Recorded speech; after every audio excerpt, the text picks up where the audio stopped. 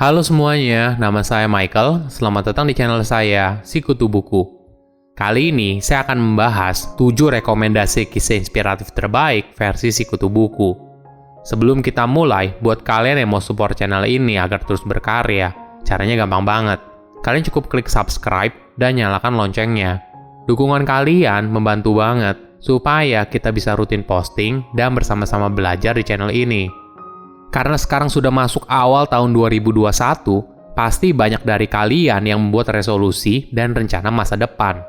Nah, saya ingin memberikan beberapa kisah inspiratif yang mungkin saja menarik untuk kamu tonton. Kisah inspiratif pertama yang saya rekomendasikan adalah kisah inspiratif dari Ghufran Syarif atau dikenal dengan nama UFO. Dia merupakan salah satu pemilik dari minuman kekinian dengan merek Haus. Sebelum memutuskan untuk menjual minuman Haus, UFO sudah lebih dulu melakukan riset. Sebagai informasi, pasar middle low ini sangat besar di Indonesia. Itulah yang kemudian membuat UFO berpikir, produk apa yang cocok untuk pasar itu dengan harga yang terjangkau, yaitu 5.000 hingga 15.000. Angka segitu juga sudah berdasarkan riset yang dilakukan oleh UFO berdasarkan pada rata-rata pengeluaran orang di segmen middle low. Akhirnya, UFO memutuskan untuk mengembangkan minuman kekinian bermerek Haus yang menawarkan segala jenis produk yang berbahan dasar teh atau kopi yang sedang tren di pasar dengan menyasar segmen kelas C. Varian rasa yang ditawarkan juga sangat beragam, mulai dari Thai tea, green tea, black Oreo cheese, es kopi susu, dan sebagainya. Hingga akhirnya, Haus berdiri sejak tahun 2018 dan dalam sebulan, Haus mampu menjual 2 juta gelas dengan total omset mencapai 20 miliar. Kisah inspiratif kedua yang saya rekomendasikan adalah soal nasihat Jack Ma kepada anak muda untuk jangan kebanyakan ngeluh dan gampang menyerah. Jack Ma bercerita, 20 tahun yang lalu dia juga suka kesal dengan orang sukses. Jack kesal dengan Bill Gates. Kenapa Bill punya kesempatan untuk sukses sedangkan dia tidak? Setelah akhirnya pikirannya mulai tenang, dia lalu berpikir.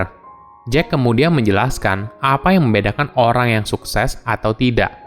Orang sukses terbiasa memandang masa depan dengan optimis. Mereka tidak pernah mengeluh dan selalu berusaha mencari solusi untuk menyelesaikan masalah.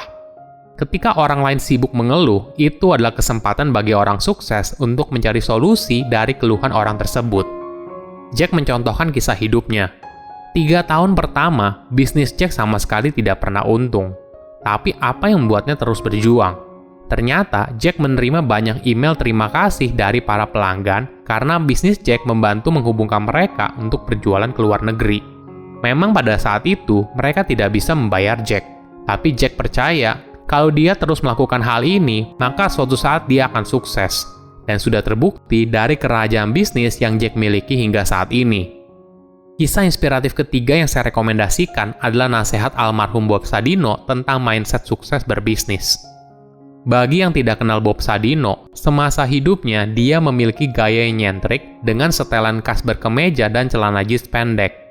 Bukan cuma tampilan, namanya sendiri juga bukan nama asli. Nama aslinya adalah Bambang Mustari Sadino. Nama Bob muncul dari sebuah akronim bukan orang biasa. Kemudian akhirnya nama itu yang dipakai hingga akhir hayatnya.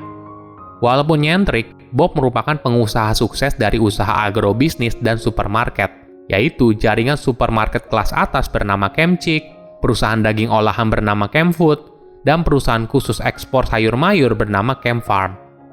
Bob juga pernah berkata, kalau mau kaya, gak usah sekolah.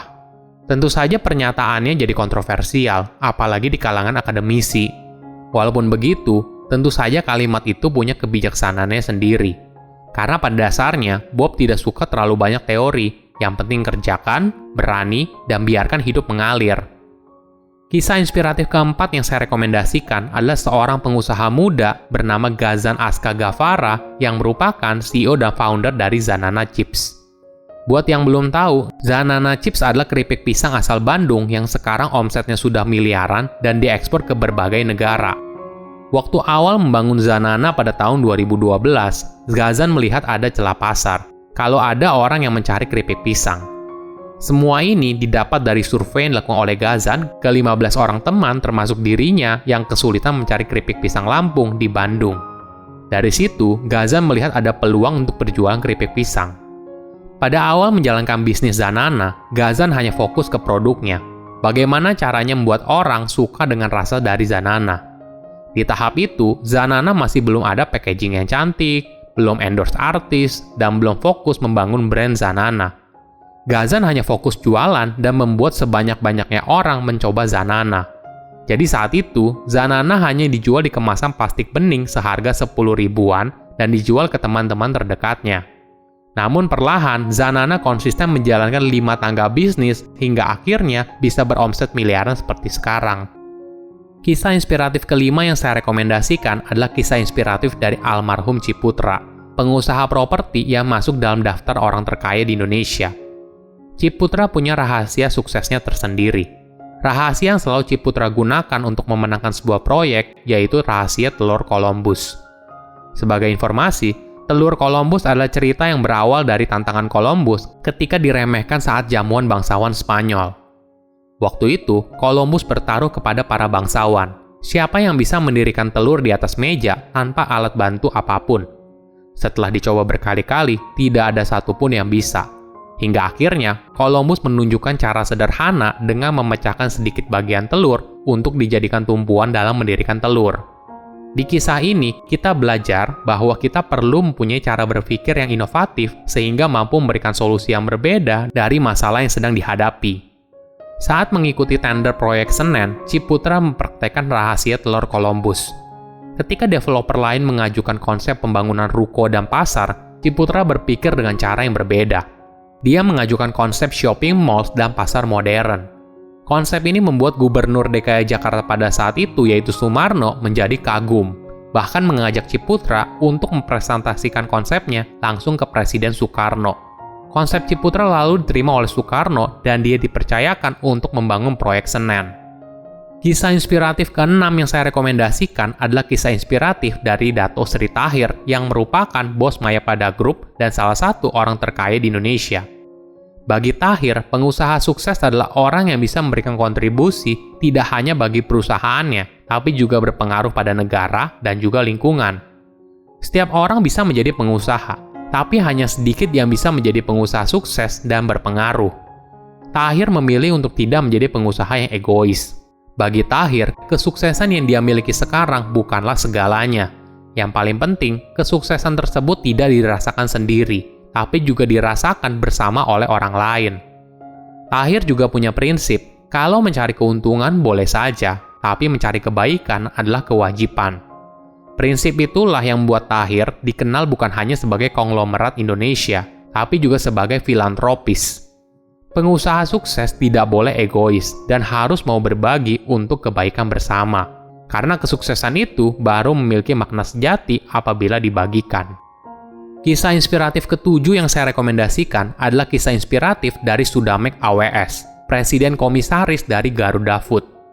Ada salah satu tips kehidupan yang membuat Sudamek bisa seperti sekarang. Tips ini berasal dari ibunya, yaitu orang hidup harus pintar bolak-balik pikiran. Kita harus bisa memaknai sebuah kejadian dengan cara yang berbeda. Sudamek mengibaratkan, ketika ada stimulus, maka akan masuk ke dalam free will. Nah, free will ini yang akan menentukan apa respon kita. Jangan sampai ketika ada stimulus langsung respon tanpa dicermati dulu apa yang sebaiknya kita lakukan. Banyak orang tidak mengira kalau sebenarnya perjalanan hidup Sudamek sangat keras sekali. Kalau dia tidak bisa bolak-balik pikiran, mungkin dia bisa jadi gila karena tekanan hidup yang cukup berat. Nah, tadi adalah 7 kisah inspiratif terbaik 2020 versi Sikutu Buku. Saya tahu, pasti masih banyak kisah inspiratif lain yang bagus banget, tapi tidak masuk ke dalam video ini. Kamu bisa langsung nonton di playlist kisah inspiratif di channel Sikutu Buku ya. Silahkan komen di kolom komentar, kisah inspiratif apa yang paling kalian sukai selama tahun 2020. Selain itu, komen juga, mau kisah inspiratif apa lagi yang saya review di video berikutnya. Saya undur diri, jangan lupa subscribe channel YouTube Sikutu Buku. Bye-bye.